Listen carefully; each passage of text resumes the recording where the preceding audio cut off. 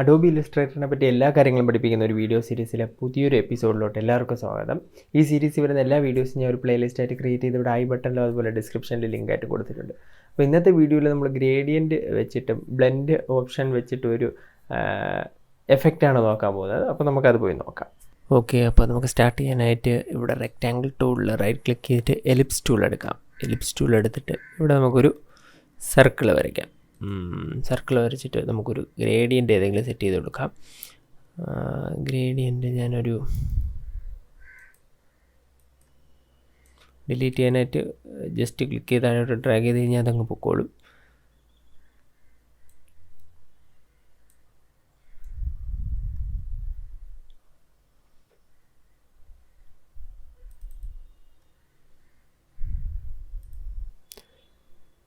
HSB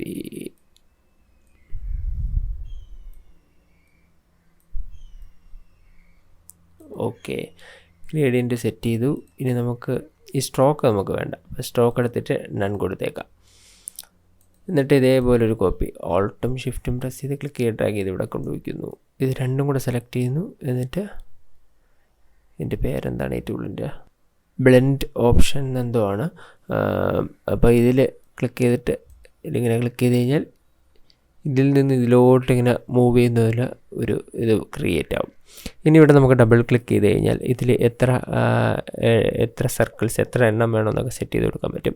അതൊന്നേ നമുക്ക് distance വെച്ച് കൊടുക്കാൻ പറ്റും, ഇല്ലെങ്കിൽ എത്ര എണ്ണം വേണം സ്റ്റെപ്സ് വെച്ചിട്ട് കൊടുക്കാൻ പറ്റും. സ്റ്റെപ്സ് നമുക്ക് മാക്സിമം ഒരു 1000 വരെയൊക്കെയാണ് കൊടുക്കാൻ പറ്റുന്നത്. ഞാൻ തൽക്കാലം 300 കൊടുക്കുന്നു. ഇത് നമുക്ക് പിന്നെ ചേഞ്ച് ചെയ്യാം, അതുകൊണ്ട് കുഴപ്പമില്ല. 300 കൊടുത്തതിന് ശേഷം ഓക്കെ കൊടുക്കുന്നു. ഇനി ഞാനിത് ഇവിടെ ഇങ്ങോട്ട് വയ്ക്കുന്നു. എന്നിട്ട് ഇവിടുന്ന് പെൻസിൽ ടൂൾ എടുക്കുന്നു.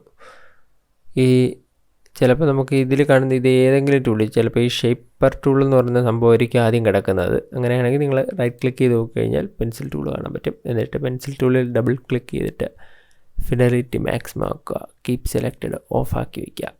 ഇതെന്തിനാണെന്നുള്ളത് നമ്മൾ നേരത്തെ പറഞ്ഞിട്ടുണ്ട് പല വീഡിയോസിൽ. സ്മൂത്ത് എന്ന് പറയുമ്പോൾ അത്രയും നമ്മൾ വരയ്ക്കുന്നതിന് അത് സ്മൂത്താക്കി തരും ഓട്ടോമാറ്റിക്കായിട്ട് തന്നെ. കീപ്പ് സെലക്റ്റഡ് എന്ന് പറയുന്നത് നമ്മൾ വരച്ച് കഴിഞ്ഞാൽ ആ ഒരു സ്ട്രോക്ക് സെലക്റ്റായി കിടക്കാതിരിക്കാൻ വേണ്ടിയിട്ടാണ് കീപ്പ് സെലക്റ്റഡ് നമ്മൾ അൺചെക്ക് ചെയ്യുന്നത്. ഇനി ഇവിടെ എന്ത് ചെയ്യാം?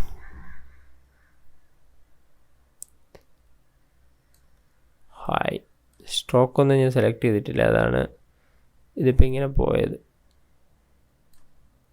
ജസ്റ്റ് നമുക്ക് സ്ട്രോക്ക് വേണമെങ്കിൽ സെലക്ട് ചെയ്ത് കൊടുക്കാം, സെലക്ട് ചെയ്തില്ലെങ്കിൽ കുഴപ്പമില്ല. കാരണം നമ്മൾ സ്ട്രോക്കല്ല നമ്മൾ കൊടുക്കാൻ പോകുന്നത്, ഈ വെച്ചിരിക്കുന്ന ഈ ഒരു ഗ്രേഡിയൻ്റാണ് കൊടുക്കാൻ പോകുന്നത്. നമുക്കൊരു കാര്യം ചെയ്യാം, എൻ്റെ ഒരു കോപ്പി ക്രിയേറ്റ് ചെയ്ത് ഇവിടെ വെച്ചേക്കാം. കുറച്ച് ചെറുതാക്കാം, ഒരു കോപ്പിയും കൂടെ ക്രിയേറ്റ് ചെയ്യാം. എന്നിട്ട് ഇതും ജസ്റ്റ് ഇത് കാണാൻ വേണ്ടി സ്ട്രോക്ക് കൊടുക്കുക. അതിനൊരു ഇതും അതുപോലെ ഷിഫ്റ്റ് പ്രസ് ചെയ്ത് ഇതും സെലക്ട് ചെയ്യുന്നു. എന്നിട്ട് ഒബ്ജക്റ്റ് ബ്ലെൻഡ് റീപ്ലേസ് സ്പൈൻ, അത് റീപ്ലേസ് ആവും ഇത് വെച്ചിട്ട്.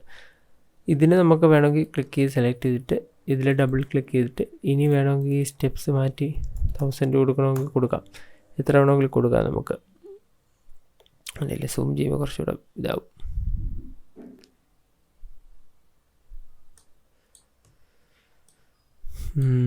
അതേപോലെ നമുക്ക് ഇതിനും കൊടുക്കാം. ഇതിന് കൊടുക്കുന്ന ഇങ്ങനെ ഇരിക്കട്ടെ. 2 കോപ്പിയും കൂടെ ക്രിയേറ്റ് ചെയ്ത് വയ്ക്കാം. കോപ്പി ക്രിയേറ്റ് ചെയ്യുന്നത് നമ്മളൊന്ന് ഇതിലോട്ട് ബ്ലെൻഡ് ചെയ്ത് കഴിഞ്ഞാൽ പിന്നെ അത് ഉപയോഗിക്കാൻ പറ്റില്ലല്ലോ. അപ്പോൾ നമ്മൾ വേറെ ഉപയോഗിക്കാൻ വേണ്ടിയിട്ടാണ് കോപ്പി ക്രിയേറ്റ് ചെയ്ത് വയ്ക്കുന്നത്. ഇതും സെലക്ട് ചെയ്യുന്നു. Object blend replace spine, blend replace spine. Okay, ഇനി നമുക്കിതിൽ വേണമെങ്കിൽ നമുക്കിതിൻ്റെ കളറ് അതുപോലെ തന്നെ ഈ സ്ട്രോക്കിൽ എഡിറ്റ് ചെയ്യാനും പറ്റും. കാരണം ഇപ്പോഴിതൊരു ലൈവ് ഒരു എഫക്റ്റ് അപ്ലൈ ചെയ്തിരിക്കുന്ന പോലെയാണ്. നമുക്കിത് ഡയറക്റ്റ് സെലക്ഷൻ ടൂൾ എടുത്തിട്ട് വേണമെങ്കിൽ ഇതിനെ സൂം ചെയ്യാം.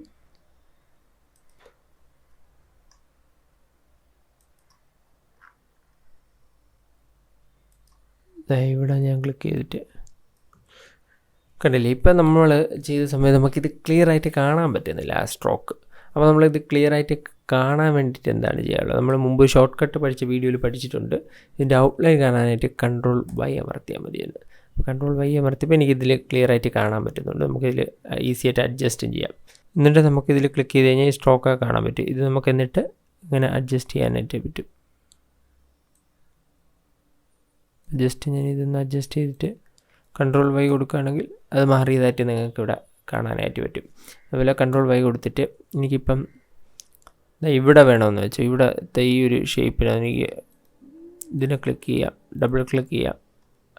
അപ്പോൾ ഉള്ളിൽ കയറും. ഇത് സെലക്റ്റഡ് ആകുന്നവരെ ഡബിൾ ക്ലിക്ക് ചെയ്യാം. എന്നിട്ട് വേണമെങ്കിൽ എനിക്കിതിനെ ഇപ്പോൾ വലുതാക്കണമെങ്കിൽ വലുതാക്കാം. ഇനി എന്ത് ചെയ്യാം? Ctrl+Y കൊടുത്തു കഴിഞ്ഞാൽ ആ ഒരു മാറ്റം അവിടെ വരും. Ctrl+Z കൊടുക്കാം ഞാൻ. ഇനി ഞാനിപ്പം ഇത് സെലക്ട് ചെയ്ത് ഡബിൾ ക്ലിക്ക് ചെയ്ത് ഈ ഒരു റൗണ്ട് സെലക്ട് ചെയ്ത് ഇനി ഞാൻ ഇവിടെ കൊടുത്തിരിക്കുന്ന ഗ്രേഡിയൻറ്റിനെ ഞാൻ ചേഞ്ച് ചെയ്യാം. നമുക്ക് റെഡ് ഏതെങ്കിലും ഒരു കളർ കൊടുക്കാം.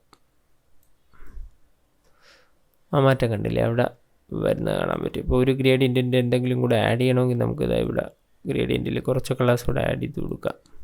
ഒരു കളർ നിങ്ങൾക്ക് എന്തായാലും ഇത് എങ്ങനെ വർക്ക് ചെയ്യുന്നു എന്നുള്ളത് മനസ്സിലായി കാണുമല്ലോ. അപ്പോൾ ഇത് നമ്മളെല്ലാം ചെയ്ത് കഴിഞ്ഞിട്ട് നമുക്ക് ഇത് ഇങ്ങനെ തന്നെ കിടന്നു കഴിഞ്ഞാൽ ലൈഫ് ഷേപ്പായിട്ട് കിടന്നു കഴിഞ്ഞാൽ നമ്മുടെ സിസ്റ്റത്തിൽ കുറച്ച് ലാഗ് ചിലപ്പോൾ വരും വർക്ക് ചെയ്യുന്ന സമയത്ത്. അപ്പോൾ നമുക്ക് എല്ലാം യൂസ് ചെയ്ത് കഴിഞ്ഞ് വേണമെങ്കിൽ ഇതിനെ എക്സ്പാൻഡ് ചെയ്യുക. അതായത് ഇതിനെ ഒരു ഷേപ്പായിട്ട് തന്നെ മാറ്റാം. ഇതിപ്പോൾ ഒരു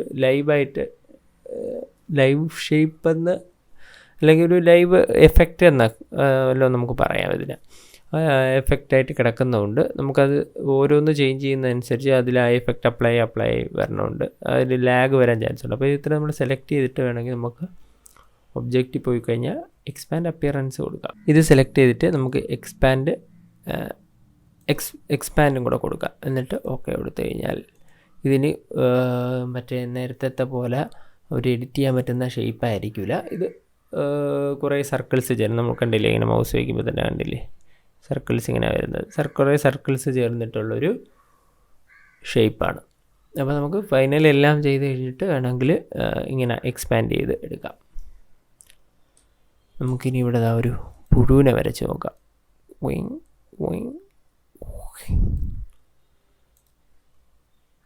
സെലക്ട് ചെയ്യുന്നു, രണ്ട് സെലക്ട് ചെയ്തിട്ട് object, blend, replace by wow.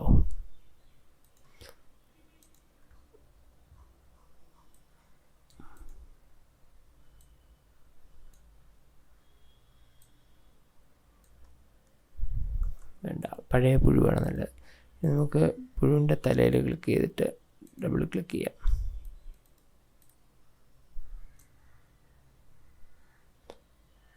വാവ്,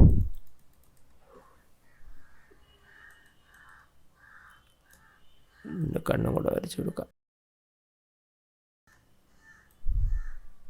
വെള്ള മതി.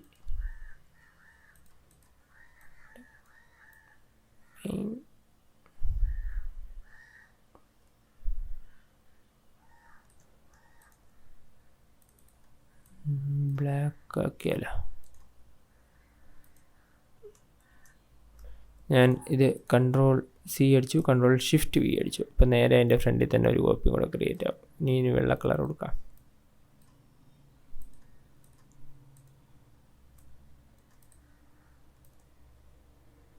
വാവ്, പുഴു റെഡി. അപ്പോൾ നിങ്ങൾക്ക് ഇന്നുള്ള അസൈൻമെൻ്റ് എന്ന് പറയുന്നത് ഇതുപോലെ ഒരു ലെറ്ററും ഇതേപോലെ എന്തെങ്കിലും ഒരു ഡ്രോയിങ്ങോ എന്തെങ്കിലും ക്രിയേറ്റ് ചെയ്യാൻ പറ്റുമെന്ന് നോക്കുക.